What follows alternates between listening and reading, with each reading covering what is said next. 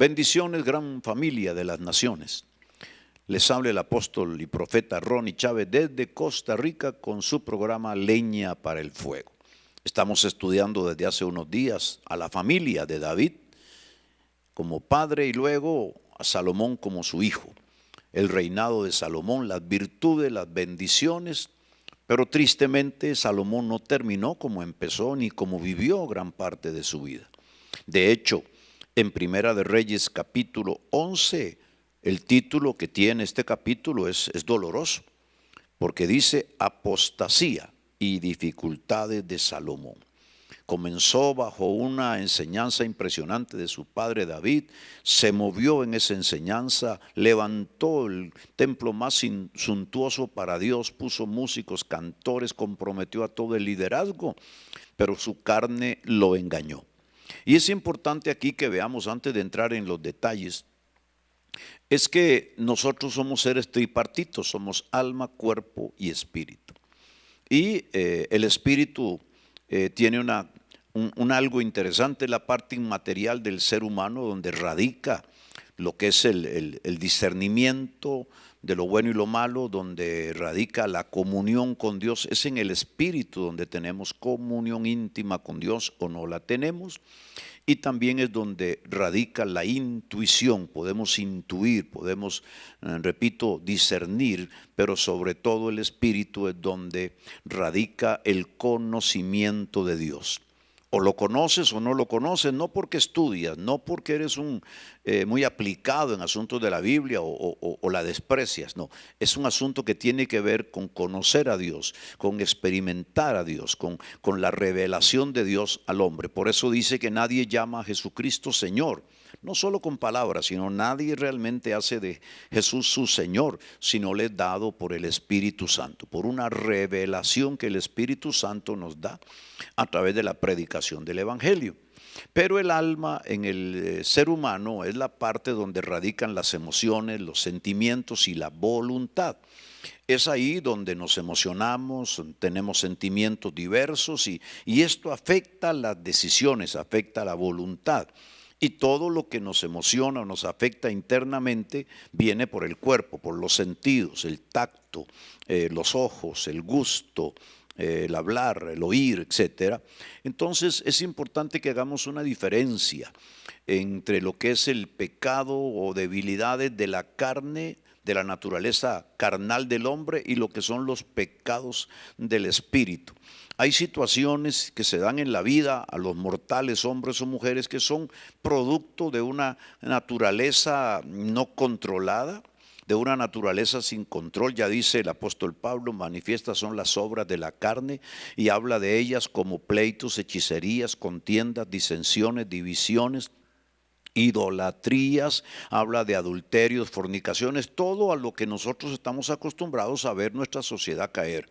Los adulterios, las fornicaciones, los pecados de perversión sexual, las violaciones, todos son obras de la carne. Y cuando se peca en esa dimensión, pues se afecta la vida propia, porque se está transgrediendo la palabra de Dios. Ya Dios nos dio mandamientos y palabra que no podemos violentar sin consecuencias. Entonces Dios habla de no adulterar, de no matar, de no robar, obras eminentemente de la carne. Pero cuando Dios se refiere, escúcheme, a algo que va más allá de la carne, y es en el ámbito del espíritu, donde radica el conocimiento de Dios, donde a la vez es donde tenemos comunión íntima con Él y donde lo honramos o no lo honramos. Ahí sí que tenemos un problema muy severo, tenemos un problema muy serio si nosotros fallamos, porque entonces estamos, por decir un término para que me entiendas, estamos afectando lo que sería los pecados del espíritu. Es donde nosotros fallamos y estamos afectando la bendita palabra de Dios y estamos afrentando a Dios. Por eso, cuando Moisés recibe los mandamientos, los 10 mandamientos, Dios dice que no nos postraremos ante ningún ídolo, ante ninguna imagen, no haremos ninguna imagen ni en el cielo, ni en la tierra, ni debajo de la tierra, ni las honraremos, ni nos postraremos. Y dice que Dios castiga esto hasta la primera, segunda y tercera y hasta la cuarta generación. O sea, cuando el hombre desecha a Dios, cuando el hombre levanta altares y levanta una adoración a los ídolos, y los compara con Dios o le levanta un ídolo a Dios, le hace un ídolo, Dios trae castigo sobre los primeros descendientes, los segundos, la tercera y hasta la cuarta generación. Esto bien puede ser hasta 200 años, tomando en consideración que una generación pueden ser unos 40 años promedio. Entonces, nos damos cuenta que la persona que está viviendo al pecar, las 4 generaciones más hacen prácticamente 200 años donde una familia, un apellido, una dinastía puede ser afectada profundamente y negativamente por el castigo de Dios. Mas Dios dice que el que no hace idolatría, Dios honra a ellos por generaciones. Entonces tenemos que Salomón y David tuvieron fallas en la carne, su naturaleza pecaminosa los engañó. David tuvo pecados con la mujer de Urías y la trajo a su casa después que lo envió a él prácticamente a la muerte en una batalla, y entendemos que esa fue una de las grandes debilidades de David, que no fue de David, esa es la debilidad del hombre. Como la de la mujer, las mujeres en muchos casos son los hombres. Es esa relación de carne que afecta, que no tiene control. No es el clásico matrimonio entre un hombre y una mujer, sino es la relación carnal que se desproporciona. Y entonces un hombre tiene varias mujeres, una mujer tiene varios hombres, etc. Estos son pecados de la carne que son censurados y castigados por Dios y tienen sus consecuencias, como lo tuvo en el caso de David. Y es una práctica también en la vida de Salomón. Tuvo muchas mujeres, se enamoró perdidamente de mujeres. El problema fue que lo hizo de mujeres extranjeras, además porque bien hubieran sido también de Israel, igual es el pecado, tener muchas mujeres, pero además de eso le añadió a mujeres de otras tierras, de otros reinos, que traían también sus propios dioses y adoraban a sus propios dioses y dígase ídolos. Y entonces Salomón vino a tener no solamente el pecado de la carne, que podía ser paliado, podía ser quitado con el arrepentimiento, sino que además de eso cayó en lo que no es permisible delante de Dios, y es ponerlo a competir con ídolos, ponerlo a competir con dioses falsos y sobre todo buscar a otros dioses. Dios es celosísimo en eso. Y este es el gran pecado de los gobernantes de turno, los gobernantes de la actualidad. Ellos levantan cualquier ídolo, honran cualquier ídolo en lugar de a Dios. Cuando se habla de Dios y de Jesucristo, del señorío de Jesucristo entre la gente gobernante, es toda una historia, es todo un rechazo. Es como que se sienten ofendidos, se sienten como que fueran minimizados a un ser humano degradado porque reconozcan a Dios. Si no proclaman su ateísmo, al menos entonces se van por la vía política de la religión para quedar bien con una mayoría religiosa idólatra en los países, y en América Latina esto es muy evidente. Y entonces veamos que este es uno de los pecados que es prácticamente imperdonable para el gobernante. No lo puede hacer, no lo debe hacer. Yo digo, el caso de Salomón es pecado capital. Lo que él hizo fue desagradar a Dios, porque Dios habla de David, su padre, como un hombre conforme al corazón de Dios, que lo agradó hasta el último tiempo. Pero cuando se refiere a Salomón, dice que en sus últimos años él no vivió como su padre David, no le honró como su padre David lo honró. Y por tanto es que Dios entonces le da una palabra muy fuerte. Le dice: por cuanto no has vivido como tu padre David, no me honraste como tu padre David me honró, entonces yo voy a dividir tu reino. Esta es la consecuencia del pecado. Te voy a fraccionar. Te di riqueza, te di esplendor, te di fama, te di renombre, pero al final te fuiste detrás de los ídolos mudos y ciegos. Y entonces yo tengo que castigar esto como un ejemplo al mundo y a los gobernantes del futuro. Y por respeto a tu padre David, que me honró siempre, no voy a fraccionar ese reino contigo, pero lo haré con tu hijo. Y ustedes ven más adelante la historia, que la tocaremos la próxima semana, cómo Roboam, su hijo, fue el que provocó la división del reino. Y Dios, sabiendo que había prometido a David un descendiente que estuviera sentado en el trono por siempre, le dice: a pesar de todo, cuando divide el reino con tu hijo, voy a mantenerlo a él al frente del reino de Judá, y haré otra fracción del reino que vino a llamarse el reino de Israel. Y eso más que todo por preservarle a David tu padre la palabra que yo le di. Qué contundente, qué tremendo, pero muchos habrán pensado que fue por las mujeres, muchas mujeres que tenía Salomón. Algunos dicen que tenía una para cada día del año. Era como tomar el calendario y anotar hoy fulana, mañana mengana.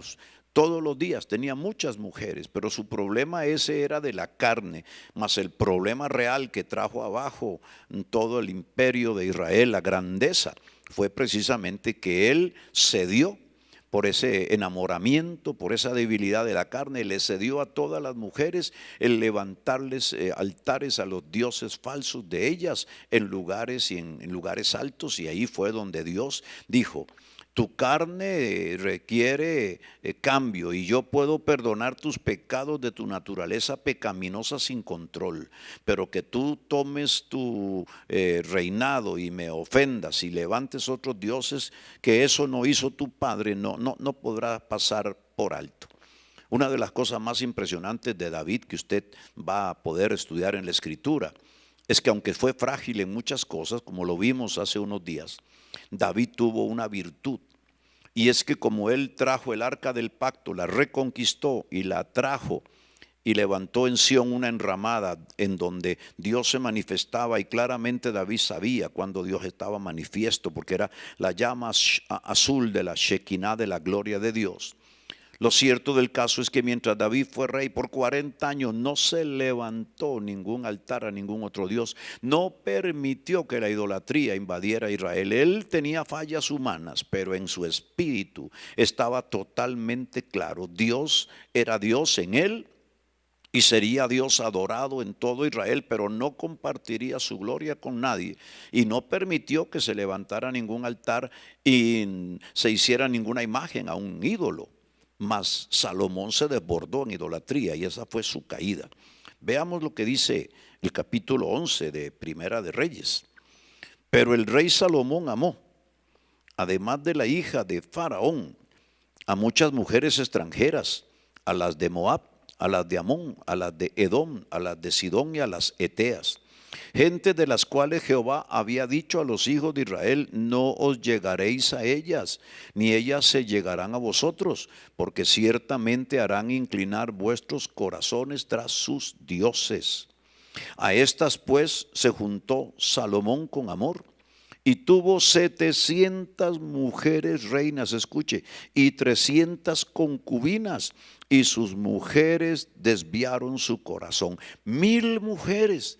El hombre tenía una mujer por día por 3 años sin volver a la misma. Impresionante.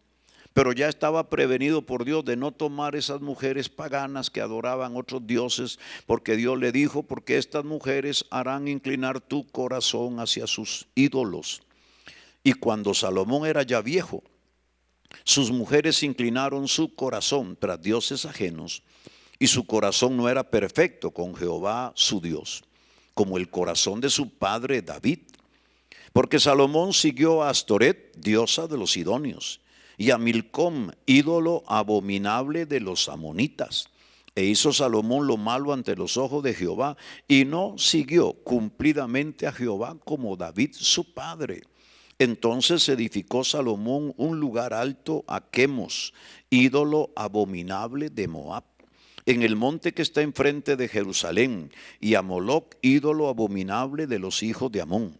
Así hizo para todas sus mujeres extranjeras, las cuales quemaban incienso y ofrecían sacrificios a sus dioses. Vea qué pecado espiritual más profundo, que a la vez envolvió su carne. Era un pecado de carne, de alma, de espíritu. Todo su ser se involucró, no solo en adorar dioses falsos, sino en levantarles altares, como quien dice, afrentando a Dios en la propia ciudad donde había levantado el templo para la gloria de Dios. Y se enojó Jehová contra Salomón, por cuanto su corazón se había apartado de Jehová, Dios de Israel, que se le había aparecido 2 veces. Y le había mandado acerca de esto que no siguiese a dioses ajenos, mas él no guardó lo que le mandó Jehová. Reitero, el pecado capital de un rey, el pecado capital de un gobernante y la idolatría. Eso en el pasado, en los años y siglos subsiguientes y en el presente. todo rey, todo gobernante, todo gobernador, todo presidente, todo hombre de Estado, todo senador, todo diputado, todo alcalde, toda persona que tiene eminencia y autoridad, que pretenda vivir bien, adore a Dios, honre a Dios, pero téngale cuidado a los ídolos, no se postre ante ellos, no los honre, porque esto es un pecado capital delante de Dios que no pasará desapercibido y no quedará sin consecuencia para él, para su gestión, para su futuro y para sus hijos. Porque mire, y dijo Jehová a Salomón, por cuanto ha habido en ti esto, y no has guardado mi pacto y mis estatutos que yo te mandé, romperé de ti el reino y lo entregaré a tu siervo.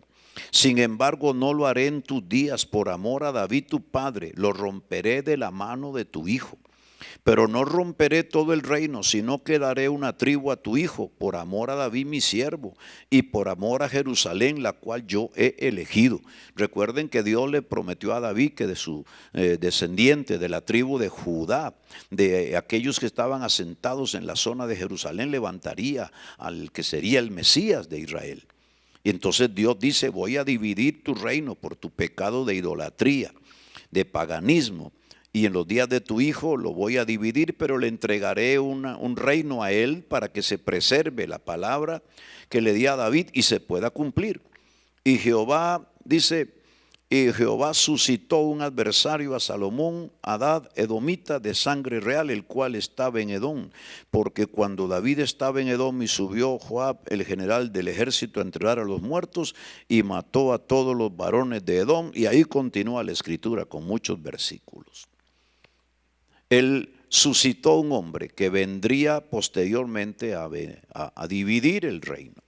Pero Salomón murió en paz, murió tranquilo. De hecho, el libro de Eclesiastés, que él escribía en su ancianidad, cuando hace un análisis, una especie de mirada retrospectiva a todo lo que vivió, él dice, acuérdate de tu Creador en los días de tu juventud, cuando vengan los días malos en los cuales no tengas de ellos contentamiento. Y dice, todo tiene su tiempo debajo del sol y al final todo es vanidad, diciendo todo lo que viví, las mujeres que tuve, la riqueza que tuve, todo es vanidad si al final perdí el temor de Dios. Mas él concluye sabiamente, pienso que enderezó su camino ya de anciano. Y entonces él dice, porque el temor y la sabiduría es realmente, o la sabiduría es el temor a Jehová. Entendió que tenía que humillarse y postrarse delante del Señor. Bueno, quiera Dios que nuestros gobernantes lo entiendan antes de que venga la debacle, antes que nuestros pueblos sufran, o la agricultura nuestra sufra, o el turismo nuestro sufra, o el trabajo de las gentes sufra, o la economía sufra, por causa de los ídolos, o el ateísmo, la negación de Dios, o la ofensa a Dios de estar adorando y venerando ídolos y buscando los hechiceros y los ocultistas y los espiritistas y buscando postrarse ante ídolos con nombre femenino o masculino. Dios prohíbe todo eso, es algo abominable y es el pecado capital de un gobernante. Quiera Dios que nosotros tengamos en el presente y en el futuro gobernantes que adoren a Dios, que caminen como el camino que hizo David, con fallas, debilidades, no las podrán evitar. Quizás sí puedan, cediéndose al Espíritu Santo, tener más control o control total de su carne, pero que no tengan estos pecados capitales del Espíritu, como es la idolatría y la adoración a los dioses falsos. Que Dios nos guarde, naciones, de esto. Permíteme orar por eso, para que en tu tierra y en la mía Dios nos bendiga con gobernantes que sean absolutamente, óigame, absolutamente adoradores del único Dios verdadero. Padre de la gloria, en el nombre de Jesús oramos hoy por nuestras naciones y por nuestros gobernantes y los que han de venir después de ellos, para que te reveles, Señor, como una gran obra, Dios mío, del Espíritu en sus corazones, de que hay un único Dios verdadero al cual se debe adorar, y que hagan a un lado toda la veneración y adoración de los ídolos religiosos que los pueblos tienen como costumbres y que fueron mal enseñados. Nosotros mismos con la conquista y la colonización nos enseñaron mal, y hay pueblos consagrados a ídolos y grandes ciudades consagradas a ídolos, y que no han visto el florecer por causa de haber desechado al verdadero Dios. Te pido por estos gobernantes que han de venir y a nosotros danos la sabiduría de elegir en el futuro a aquellos que realmente son adoradores de Jehová, Dios de los ejércitos, el único Dios viviente. En el nombre de Jesús oramos. Amén y amén. Bueno, nos vemos Dios mediante el próximo lunes a la misma hora de hoy, sin recordarte el lema o quizás la moraleja de hoy, que es, aleluya, muy clara. El pecado capital de un gobernante es la idolatría. Bendiciones para todos.